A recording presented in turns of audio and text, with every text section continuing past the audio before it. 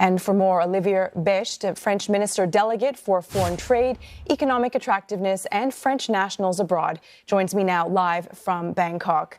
Good morning, Minister. Thank you for coming on the program. You know, for years, COVID-19 was the major drag on global growth. But as we put the pandemic behind us, focus now is on getting trade back on track. The UN has said the pandemic accelerated not only digitalization, but also servicification of the economy, so more use, production, export of services. What emerging trends do you see, and how has global trade changed in the aftermath of COVID? Well, I think that the COVID-19 crisis was a very bad time for the global trade economy, but it's also now new opportunities. I think we also know that it's very dangerous to have the production of one product, especially if it's a strategic product in one country. Yeah. So now we wanted to co-localize the production, and I think that's a good opportunity also for ASEAN.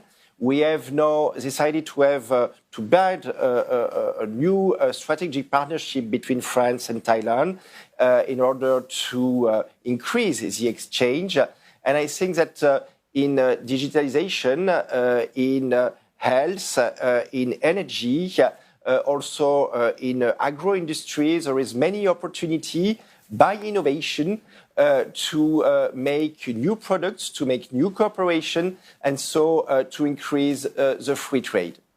You talk about opportunities, Minister, but there are barriers as well. The IMF has said, for instance, that for many, this year is going to feel like a recession, and the worst is yet to come. There's also global inflation. We have geopolitics, namely the war in Ukraine. What do you think is going to pose the greatest challenge to a post-pandemic economic upswing?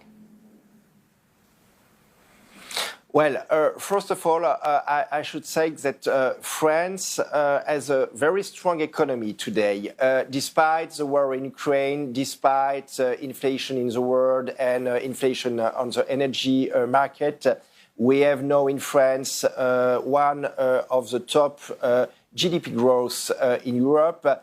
We have one of the lowest inflation rates. So I think when country wanted to make a business-friendly environment, we can do it. We make it in France by a plan of relance, plan of resilience. We have now a very huge plan of 54 billion euro to invest in new technologies. So I think that we can also find the answer to the problematic generated by the Ukraine war on the economic field. Earlier, you mentioned the importance of supply chain resilience, and I want to touch on France's role in Asia now. Western Europe is weaning itself from Russian oil and gas, and as a result, Russian trade is shifting from Europe to other regions, particularly to China.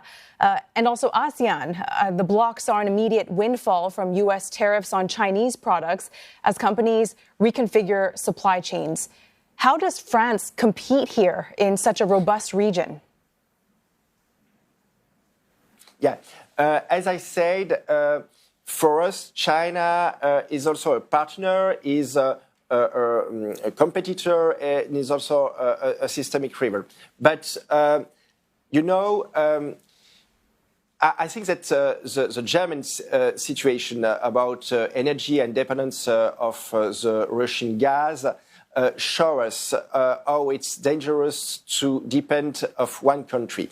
So I think that we not wanted to decoupling with China. We wanted to co-localize some products, and it's a good opportunity for ASEAN country and especially for Thailand to attract co-localization of these products. We will maintain some production in China, but we will also have the production of the same products in other countries, not to depend of one country. And I think it's one of the parts of cooperation we can have with ASEAN country, and especially with Thailand and other countries in the region. I think it's one of the parts of the cooperation we should work together. On China, Minister, a couple of weeks ago you spoke about the challenge it poses, and earlier you also used the phrase decoupling. That's not really what France is pursuing, but rather you have described it as a de-risking strategy. What do you mean by that? Yes. Yeah, de-risking is exactly what I said. It's not only to have the production in China. We should maintain production in China, but de-risking is also to have production of the same product in other countries, in ASEAN or other countries in Europe, especially with strategic and sovereignty production. Because if one day we don't know want that, but when China said we maybe want to use force to reintegrate Taiwan in the Chinese country, it's a risk. It's a risk for the geopolitical stability. It's a risk for peace, and we don't want to have the same situation that we face today with the Russian gas. Tomorrow with Chinese products. So we wanted not to decoupling with China. We will maintain production in China, but we wanted to de-risking, so have the production of the same products also in other countries. Speaking of other countries, you're in Thailand, and it was just announced yesterday that the EU and Thailand are set to resume free trade talks by March, nearly a decade after they were stalled by the military coup. How important is securing an agreement, and why is now the right time to do so? I think it's the right time to make this free trade agreement because, as we said at the beginning of the interview, we should increase the free trade. We face some crises, the COVID-19 crisis, the war in Ukraine. And the response of the crisis is also to drop our economy. We have to boost all the sector, especially in energy, especially in health, in agri-food. We should make a response by innovation. And I think if we want to have an answer to all the challenges we face today, we should evacuate some obstacles, some barriers to the free trade. So to have a free trade agreement between the European Union and Thailand will be a very good idea. And I'm very happy if we could restart the negotiation now.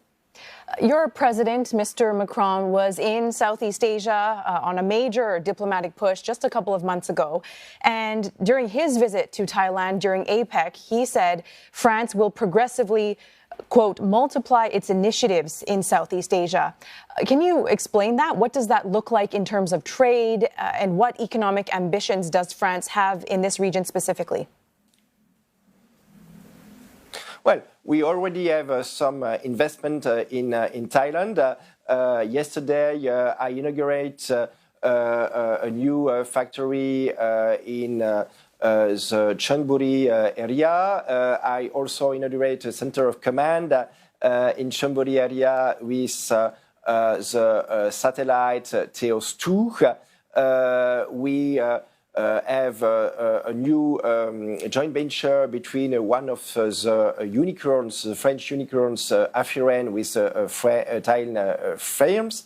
So we already have a strong cooperation, for instance, with Michelin or Alstom here, and we wanted to boost this cooperation between Thai companies and French companies. So it's my reasons to be here in Thailand. To boost these opportunities and to make also France more attractive for Thai companies. And I will do the same for other ASEAN countries. I think there is a momentum between European Union, especially France, and the ASEAN countries that will be good for growth, that will be good to create jobs for our people. It's also good to answer the challenge we face today in order to find response for the climate change, in order to find response to feed the people, in order to find response to have a better health. It's by innovation, and I'm very happy that we can have now this year of innovation in 2023 between Thailand and France. Time is running out, Minister, but I want your thoughts on security in the region. France considers itself an Indo-Pacific country because of its history and its overseas territories. Has the development of AUKUS, the alliance between Australia, the US and UK, motivated France to integrate its strategy more deeply with countries in the Indo-Pacific? Yeah, I think that the AUKUS crisis between Australia, United States and France is now over. France is one of the nations of Indo-Pacific. We have 1.6 million French citizens living in French territories. We also have 500,000 French people living in Asian countries. So it's more than 2 million French citizens living in the regions. So we wanted peace, we wanted stability. I think that trade and free trade is a good opportunity to have stability and to maintain peace. That's we want to work together with ASEAN countries to have this peace and to have this stability in the region. Minister Becht, thank you very much. We'll leave it there for now. Appreciate your time today. That was Olivier Becht, French Minister Delegate for Foreign Trade, Economic Attractiveness and French Nationals Abroad.